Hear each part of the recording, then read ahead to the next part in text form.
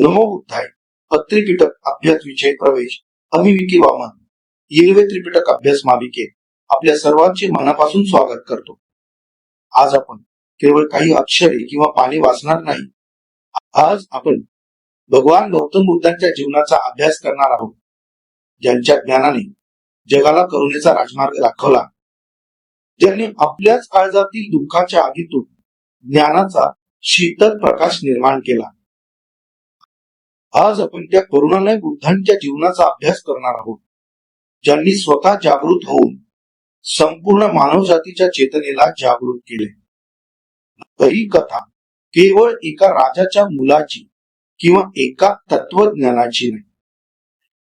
ही कथा आहे मानवी मनाच्या आत चालणाऱ्या महायुद्धाची. ही गाथा आहे त्यागाची, करुणेची, प्रज्ञेची आणि अंतिम सत्याची. ही गाथा आहे तथागत महाकारुणिक भगवान गौतम बुद्धांच्या जन्माच्या पहिल्या श्वासापासून ते महापरिनिर्वाणाच्या अंतिम क्षणापर्यंतच्या प्रवासाची आणि त्यांच्या देहाच्या राखीतून निर्माण झालेल्या धम्माच्या त्या अखंड चिरंतन प्रवाहाची, जो आजही कोट्यवधी हृदयांना शांती देत आहे. चला या अभ्यासाला सुरुवात करूया. पूर्व 6व्या शतकातील एक कहाण शाक्य गणराज्याची राजधानी कपिलवस्तूच्या जवळ लुंबिनीचा पवित्र भूमी निसर्ग धनु एका दिव्य आगमनाची तयारी करत होता. साल वृक्ष फुलांनी बहरले होते आणि त्यांच्या शीतल छायेत राणी महामाया एका विलक्षण अनुभूतीने भारावून गेल्या होत्या. काही काळापूर्वी त्यांनी एक अद्भुत स्वप्न पाहिले होते. एक तेजस्वी शुभ्र हत्ती आपल्या सोंडेत पांढरे कमळ घेऊन त्यांच्या गर्भात प्रवेश करत आहे. हे स्वप्न केवळ एक स्वप्न नव्हते, हे एका युगाच्या प्रारंभाची सूचना होती. राज दरबारातील ज्ञानी ज्योतिषांनी एकमुखाने सांगितले, महाराणी, आपण एका अलौकिक बाळाला जन्म देणार आहात. हा बालक सामान्य नाही, तो एकतर या पृथ्वी तलावर राज्य करणारा चक्रवर्ती सम्राट होईल किंवा सर्व सुखांचा त्याग करून जगाला दुःखातून मुक्त करणारा महान संन्यासी होईल. आणि तो दिवस उजाडला. वैशाख पौर्णिमेचा तो पवित्र दिवस. राणी महामाया आपल्या पित्याच्या घरी जात असताना लुंबिनीच्या उपवनात त्यांना प्रसव वेदना सुरू झाल्या. साल वृक्षाची फांदी भरून उभ्या असताना त्यांनी एका तेजस्वी बालकाला जन्म दिला. म्हणतात त्या बालकाली जन्मतःच 7 पावले चालली आणि प्रत्येक पावलाखाली ते कमळ उमलले. आकाशातून देवतांनी पुष्पवृष्टी केली. त्या बालकाचे नाव ठेवले गेले सिद्धिर्थ. त्याचे सर्व अर्थ, सर्व ध्येय सिद्ध झाले आहेत. पण नियतीचे खेळ अजब असतात. ज्या मातेने अशा दिव्य पुत्राला जन्म दिला, तिच्या नशिबी त्याचे बालपण पाहण्याचे सुख नव्हते.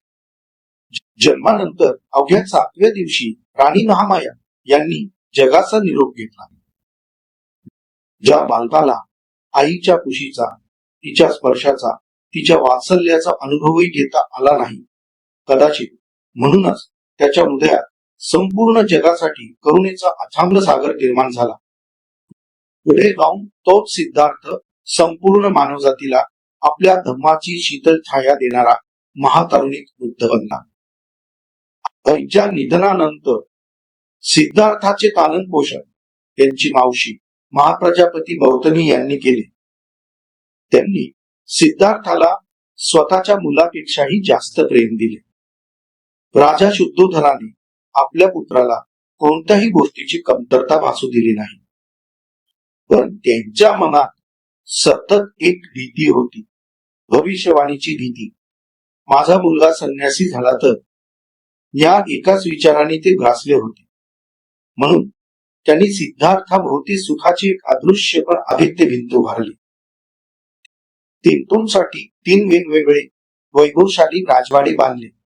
तिथे दुःख, आजार, म्हातारपण किंवा मृत्यू या शब्दांनाही प्रवेश नव्हता. सिद्धार्थाचे जग म्हणजे संगीत, नृत्य, कला, सौंदर्य आणि तारुण्य. त्यांना उत्तम शिक्षण दिले गेले. सर्व राजविद्या आणि शस्त्रविद्येत ते पारंगत झाले. वयाच्या 16व्या वर्षी त्यांचे लग्न अत्यंत रूपवान आणि गुणवान राजकुमारी यशोधरेशी झाले. त्यांचे जीवन प्रेमाने आणि आनंदाने भरलेले होते. पुढे त्यांना राहुल नावाचा पुत्रही झाला. वरवर पाहता जगात जे काही सर्वश्रेष्ठ सुख आहे ते सर्व सिद्धार्थाच्या पायाशी जुळवून घेत होते. सत्राता शुद्धोधराने कितीही प्रयत्न केले तरी सत्याचा सूर्यधरानाड कायमचा लपून राहत नाही. एके दिवशी राजकुमार सिद्धार्थ आपल्या सारथी छन्नसुनात नगर भ्रमंतीसाठी निघाले. राजाने आज्ञा दिली होती की राजकुमाराच्या मार्गातून सर्व अशुभ गोष्टी दूर कराव्या, पण नियतीला काहीतरी वेगळेच घडवायचे होते. सिद्धार्थातील मार्गात पहिले दृश्य पाहिले. एक वृद्ध व्यक्ती रस्त्याच्या कडेला पाहिली, जिचे शरीर वाकले होते, त्वचा सुरकुतलेली होती, डोळे खोल गेले होते आणि हातात काठी घेऊन ती थरथर कापत चालली होती. असे दृश्य सिद्धार्थाने आयुष्यात कधीही पाहिले नव्हते. त्यांनी छन्नला विचारले, छन्न हा कोण आहे? याची अशी अवस्था का झाली आहे? छन्न जड अंतःकरणाने म्हणाला, राजकुमार हा एक वृद्ध माणूस आहे. वार्धक्य हे जीवनाचे सत्य आहे. जो जन्माला येतो तो एक दिवस असाच वृद्ध होतो. सिद्धार्थाचे मन सुन्न झाले. ते सुद्धा एक दिवस असाच होणार. सिद्धार्थाने मार्गात दुसरे दृश्य पाहिले. एक रुग्ण व्यक्ती जो आजाराने तळमळत होता, वेदनेने विव्हळत होता. त्याचे शरीर जर्जर झाले होते. सिद्धार्थाने पुन्हा विचारले, याला काय झाले आहे? छन्न म्हणाला, राजकुमार हा एक रुग्ण आहे. रोग कुणालाही कधीही होऊ शकतो. हे देखील जीवनाचे एक अंग आहे. राजकुमाराच्या मनातील अस्वस्थता आणखी वाढली. सिद्धार्थाने मार्गात तिसरे दृश्य पाहिले. एक मृतदेह, 4 माणसे एका व्यक्तीला खांद्यावर घेऊन जात आहेत. ती व्यक्ती निश्चल पडून होती आणि तिचे नातेवाईक आक्रोश करत होते. सिद्धार्थाने विचारले, हे काय आहे? छन्न म्हणाला, राजकुमार हा एक मृतदेह आहे. मृत्यू हे जीवनाचे अंतिम आणि अटळ सत्य आहे. जो जन्माला आला आहे त्याला एक दिवस मरावेच लागते. या दृश्याने सिद्धार्थाच्या काळजाचा थरकाप उडाला. राजवाड्याचे सुख, वैभव, प्रेम सर्व काही त्यांना निरर्थक वाटू लागले. सिद्धार्थाने मार्गात चौथे दृश्य पाहिले. एक शांत संन्यासी.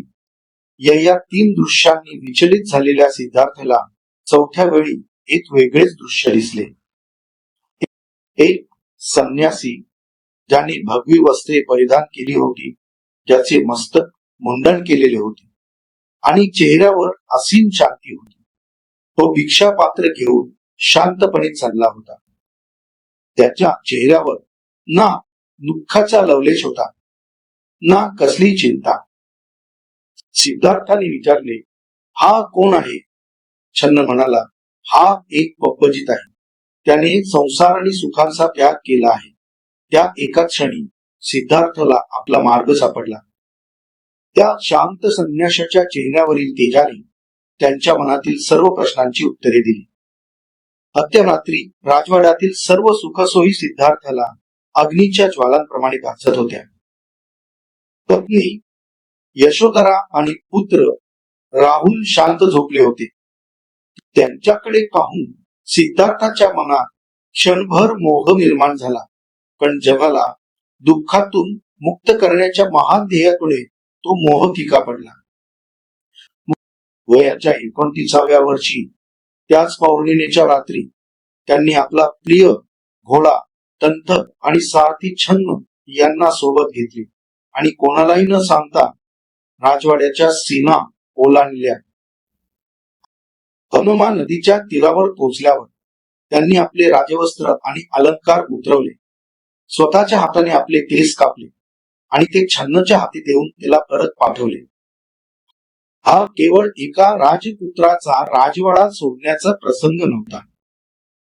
हा होता महाविनिष्क्रमण.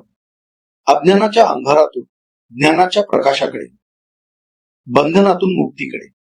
आणि स्वतःच्या सुखातून जगाच्या कल्याणाकडे केलेला एक महान प्रवास. रस्त्याच्या शोधात निघालेले सिद्धार्थ आता एकटे होते. त्यांनी त्या काळातील अनेक प्रसिद्ध गुरु जसे की आलारकाला आणि उद्धव रामपुत्र यांच्याकडून ज्ञान मिळवण्याचा प्रयत्न केला. त्यांनी योग आणि ध्यानाच्या उच्च अवस्था प्राप्त केल्या, पण त्यांच्या मनातील दुःखाचे मूळ कारण काय या प्रश्नाचे उत्तर त्यांना मिळाले नाही. तेव्हा त्यांनी ठरवले की शरीराला कठोर कष्ट देऊन, इंद्रियांना दाबून कदाचित सत्य सापडेल. ते गयाजवळील गुरुविलाच्या घनदाट जंगलात गेले. तिथे त्यांच्या सोबत आणखी 5 तपस्वी होते, जे त्यांच्या साधनेने प्रभावित झाले होते. पुढील 6 वर्षे सिद्धार्थाने अत्यंत कठोर तपश्चर्या केली. त्यांनी अन्नाचा त्याग केला. दिवसाला केवळ एक तांदळाचा दाणा किंवा एक तिळाचा दाणा खाऊन ते जगले. त्यांचे सुंदर बलवान शरीर सुखद केले. त्वचा हाडांना चिकटली, डोळे खोल गेले, चालण्याची शक्तीही नाहीशी झाली. श्वास इतका क्षीण झाला की तो आहे की नाही हेही कळत नव्हते. त्यांनी मृत्यूला अगदी जवळून पाहिले, पण एवढे करूनही ज्ञानाचा एक किरणही दिसला नाही. तेव्हा त्यांच्या लक्षात आले की हा मार्ग चुकीचा आहे. विणेच्या तारांना खूप ताणले तर त्या तुटून जातात आणि खूप ढिले सोडले तर त्यातून संगीत निर्माण होत नाही. त्याचप्रमाणे शरीराला आतोनात कष्ट देणे किंवा त्याला भोगांमध्ये बडवून ठेवणे हे दोन्ही मार्ग चुकीचे आहे. मध्यम मार्गाचा स्वीकार. त्यांनी ठरवले की सत्याचा शोध घेण्यासाठी शरीर निरोगी आणि मजबूत असणे आवश्यक आहे. त्यांनी पुन्हा अन्न ग्रहण करण्याचा निर्णय घेतला. त्यांचा हा निर्णय पाहून त्यांच्या 5ही सोबत्यांना वाटले की सिद्धार्थ साधनेपासून भरकटला आहे. ते त्यांना सोडून सारनाथला निघून गेले. सिद्धार्थ आता पुन्हा एकटे होते. जवळच्याच निरंजना नदीत स्नान करून ते बाहेर आले तेव्हा त्यांना चालण्याचीही ताकद नव्हती. त्याच वेळी सुजाता नावाची एक स्त्री आपल्या नवसाची खीर अर्पण करण्यासाठी तिथे आली. तिने सिद्धार्थाला पाहिले आणि तिला वाटले की हा कोणी वृक्षदेवताच आहे. तिने अत्यंत श्रद्धेने ती सोन्याच्या पात्रातील खीर त्यांना अर्पण केली. ती खीर खाल्ल्यानंतर सिद्धार्थाच्या शरीरात पुन्हा ऊर्जा संचारली. हा केवळ खीर खाण्याचा प्रसंग नव्हता, हा मध्यम मार्गाच्या स्वीकाराचा क्षण होता. शरीरात नवीन शक्ती संचारल्यानंतर सिद्धार्थ जवळच्या एका पिंपळाच्या वृक्षाखाली आले. त्यांनी गवताचा एक छोटासा ढिगारा करून त्यावर आसन लावले आणि एक आढळ वज्रासारखा निश्चय केला. इहासने शुष्यकू मे शरीरम वगस्थिवांसन कलेंचयातु अप्राप्य गोधीम बहुकल्प दुर्लभा दैवासना कायमच शरिष्यते.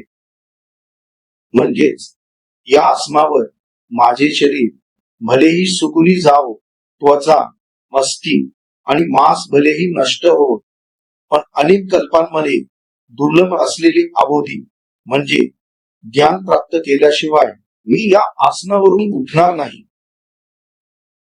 त्या रात्री त्यांच्या मनाच्या आत एक महायुद्ध सुरू झाले. मार नावाच्या आसुरी शक्तीने म्हणजेच मनातील वासना, भय, मोह, अहंकार यांनी त्यांच्यावर हमला केला. वाराने सुंदर अप्सरा पाठवून त्यांना मोहात पाडण्याचा प्रयत्न केला. भयंकर राक्षसांची सेना पाठवून त्यांना भागवण्याचा प्रयत्न केला. त्यांच्या मनात स्वतःच्या कुटुंबाविषयी मोह निर्माण केला. पण सिद्धार्थ पर्वताप्रमाणे अचल राहिले. त्यांनी आपल्या प्रज्ञेच्या आणि करुणेच्या शस्त्राने माराच्या प्रत्येक हल्ल्याला परतवून लावले आणि पहाट झाली. रात्रीच्या शेवटच्या प्रहरी जेव्हा आकाशातील शेवटचा तारा विझत होता तेव्हा सिद्धार्थाच्या मनातील अज्ञानाचा शेवटचा कणही विझून गेला. त्यांचे चित्त पूर्णपणे शुद्ध, निर्मळ आणि प्रकाशित झाले. त्यांना आपले आणि इतरांचे अगणित पूर्वजन्म दिसले. त्यांना कर्माचा सिद्धांत स्पष्टपणे समजला. प्राणी आपल्या कर्मानुसार कसे वेगवेगळ्या योनींमध्ये जन्म घेतात हे त्यांना दिसले. आणि शेवटी त्यांना 4 आर्य सत्यांचा साक्षात्कार झाला. एक, पहिले आर्य सत्य दुःख आहे, जीवनात दुःख आहे हे सत्य. 2, दुसरे आर्य सत्य दुःखाला कारण आहे, या दुःखाचे कारण तृष्णा आहे. 3, तिसरे आर्य सत्य दुःखाचा निरोध शक्य आहे, या तृष्णेचा नाश करून दुःखाचा अंत करता येतो. 4, चौथे आर्य सत्य दुःख निरोधाचा मार्ग आहे, हा अंत करण्याचा मार्ग म्हणजे आर्य अष्टांगिक मार्ग. त्या क्षणी सिद्धार्थ आता सिद्धार्थ राहिले नव्हते, ते बुद्ध झाले होते. एक जागृत, एक प्रज्ञावान, एक संबुद्ध, एक तथागत अपराध झाले होते. ज्या पिंपळाच्या वृक्षाखाली त्यांना हे ज्ञान प्राप्त झाले ते तपोधी वृक्ष म्हणून ओळखले जाऊ लागले. ज्ञान प्राप्तीनंतर बुद्धांच्या मनात विचार आला की हे ज्ञान अत्यंत गहन आहे, सामान्य लोकांना ते समजणार नाही, म्हणून त्यांनी ते कोणालाही न सांगता शांतपणे राहावे असा विचार केला. पण त्यांच्या मनात विचार आला की जगात असे अनेक लोक आहेत ज्यांच्या डोळ्यांवर थोडीशीच धूळ आहे. आपल्या उपदेशाने ती धूळ दूर होईल आणि ते सत्याचा मार्ग काढू शकतील. तेव्हा बुद्धांनी आपल्या करुणेच्या डोळ्यांनी जगाकडे पाहिले आणि त्यांना उपदेश करण्याचा निश्चय केला. त्यांना सर्वात आधी आपले जुने गुरु अनार, कालाम आणि उद्धव रामपुत्र यांची आठवण झाली, पण ते दोघेही तेव्हा हयात नव्हते. व त्यांना आपल्या 5 जुन्या सोबत्यांची आठवण झाली जे त्यांना सोडून सारनाथला गेले होते. बुद्ध पायी चालत सारनाथच्या मृगदानात पोहोचले. त्यांना दुरून येताना पाहून त्या 5 तपस्वींनी ठरवले की हा भ्रष्ट झालेला सिद्धार्थ येत आहे, आपण त्याचा आदर करायचा नाही. पण जसे बुद्ध जवळ आले तसे त्यांच्या चेहऱ्यावरील तेज आणि शांती पाहून ते स्वतःला रोखू शकले नाहीत. ते आपोआप उठून उभे राहिले आणि त्यांनी बुद्धांचे स्वागत केले.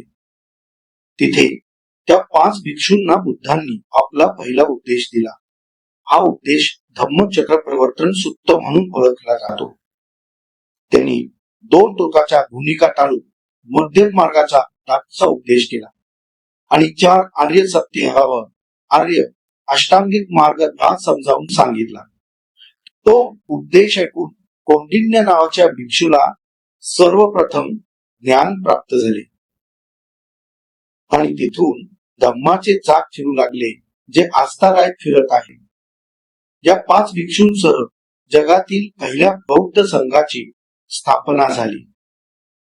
अकरुणेचा अखंड प्रवाह पुढील 45 वर्षे बुद्ध धम्माचा प्रचार आणि प्रसार करण्यासाठी भारतभर पायी फिरले.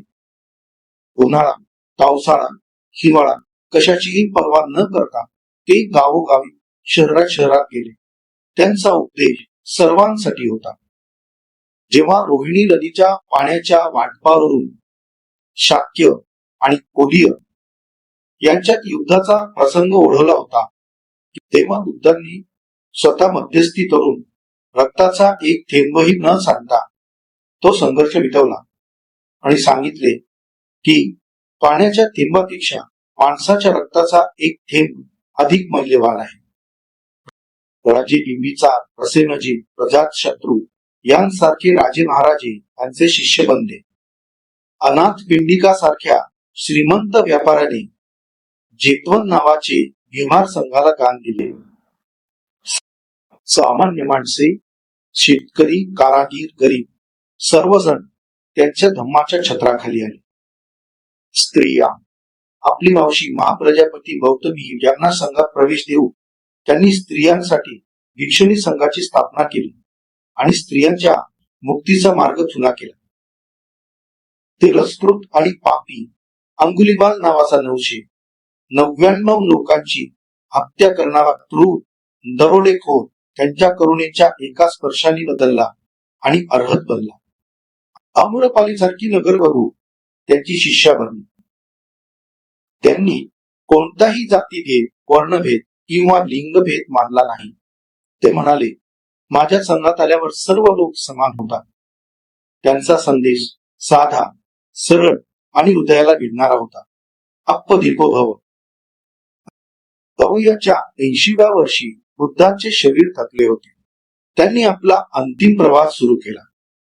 ते पावा नावाच्या ठिकाणी आले, जिथे चुंद नावाच्या एका लोहाराने त्यांना श्रद्धेने भोजन दिले. त्यानंतर त्यांना तीव्र वेदना होऊ लागल्या, पण त्याही अवस्थेत त्यांनी त्यांच्या जीवनातील 2 अत्यंत महत्वाचे भोजन सांगितले. त्यापैकी एक सुजाताने दिलेले आणि दुसरे चुंदाने दिलेले असे आपल्या शिष्यांना सांगितले. तेथून ते कुशीनगरला आले. 2 सालवृक्षांच्या मध्ये त्यांनी आपले अंतिम आसन लावले. त्यांचे प्रिय शिष्य आनंद रडत होते. त्यांना धीर दे बुद्ध म्हणाले, आनंद, रडू नकोस. जे काही निर्माण झाले आहे ते एक दिवस नष्ट होणारच आहे. मी गेल्यावर माझा धम्म आणि विनय हेच तुमचे गुरु असतील. त्यांनी उपस्थित भिक्षूंना शेवटचा उपदेश केला. वय धम्मा संखारा अपमादेन संपादेन, हे त्यांचे अंतिम शब्द होते. त्यानंतर ध्यानाच्या वेगवेगळ्या अवस्था पार करत त्यांनी महापरिनिर्वाण प्राप्त केले. त्यांचा देह शांत झाला, पण त्यांनी दिलेला धम्म अमर झाला. म्हणतात, त्यावेळी अकाली फुले बरसली आणि धरणी कंप झाला. ते फुले आणि तो कंप निसर्गाने त्या महामानवाला दिलेली अंतिम आदरांजली होती. महापरिनिर्वाणानंतर त्यांच्या चितेची आग थंड देखील झाली नव्हती.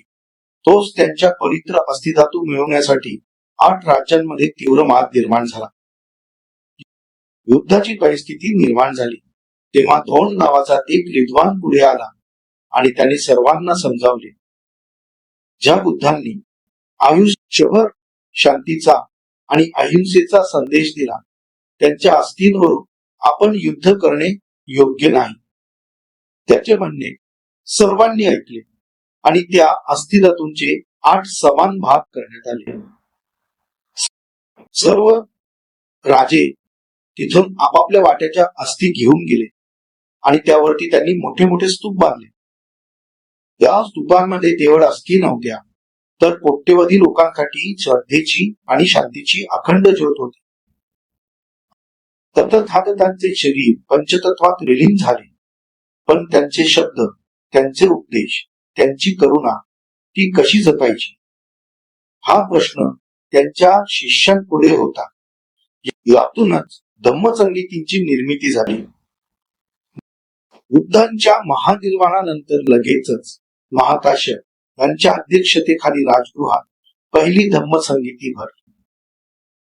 या संगीतीमध्ये हजारो भिक्षूंनी एकत्र येऊन बुद्धांचे उपदेश एकत्र केले, त्यांची शुद्धता तपासली आणि त्यांना मौखिक स्वरूपात जतन केले.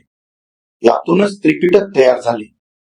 हे 3 पिटक म्हणजे जणू 3 आरसे आहेत. अभिनय पिटक यात भिक्षू आणि भिक्षुणींसाठीचे नियम, संघाची रचना आणि दैनंदिन आचरणाचे मार्गदर्शन आहे. हे नियम बंधन नाही, तर शिस्तीचा आणि शुद्धीचा मार्ग आहे. तसुत्त पिटक हा सर्वात मोठा आणि महत्वाचा पिटक आहे. यात बुद्धांचे उपदेश, संवाद, कथा, गाथा यांचा संग्रह आहे. धम्मपद, जातक कथा, धीरगाथा, धीरगाथा यांसारखे प्रसिद्ध ग्रंथ यातच येतात. हे पिटक आपल्याला जीवन कसे जगावे, दुःख कसे समजून घ्यावे आणि शांती कशी मिळवावी हे शिकवते. हे पुढे शतकानंतर सम्राट अशोक राजांनी बांधलेल्या याच स्तूपांतून बुद्धांचे अस्थिधातू काढून धम्माचा संदेश जगभर पोहोचावा या उदात्त हेतूने त्यावर संपूर्ण भारतभर 84,000 स्तूप बांधले आणि धम्माचा प्रकाश सीमारेषा ओलांडून दूरवर पोहोचवला. विनय पिटक आणि सुत्त पिटक यामध्ये काही त्रुटी होत्या, त्या दुरुस्त करून पुन्हा शुद्ध रूपामध्ये आणण्याकरता संगती बोलविली. त्या संगतीमध्ये 3रा ग्रंथ अभिधम्म पिटक निर्माण झाला. अभिधम्म पिटक हा सर्वात गहन आणि तात्विक पिटक आहे. या चित्त, चेतना, मानसिक अवस्था आणि अस्तित्वाच्या अंतिम सत्याचे अत्यंत सूक्ष्म विश्लेषण आहे. हे बौद्ध मानसशास्त्र आहे, जे आपल्याला आपल्या मनाच्या प्रत्येक स्तराला समजून घेण्यास मदत करते. आज त्रिपिटकामध्ये 39 ग्रंथ समाविष्ट केलेले आहेत. या ग्रंथांची सर्व भाषांमध्ये मोठे मोठे खंड आहेत. जगातील सर्व विद्वान याचा अभ्यास करत आहेत, परंतु सर्वसामान्य माणूस एवढे मोठे मोठे खंड काहून थोडासा अभ्यास करायचा विचार करतो, कधी थांबतो. तर त्या सर्वसामान्य माणसाकरता या त्रिपिटकातील 32 ग्रंथांचे प्राथमिक स्वरूपाचे ज्ञान व्हावे, या उद्देशाने हा त्रिपिटक अभ्यासक्रम सुरू केलेला आहे. हा त्रिपिटक अभ्यासक्रम 32 दिवसांचा असून त्रिपिटकाची प्राथमिक माहिती मिळवण्याचा एक प्रामाणिक प्रयत्न आहे. या अभ्यासात आपण पैपात सिएरा लिओने दिवस लिनेपिटक याचा अभ्यास करणार आहोत. त्याचबरोबर आपण आपले आचरण कसे सुधारावे, समाजात कसे वागावे हे शिकू. ही आपल्या प्रवासाची पायाभरणी आहे.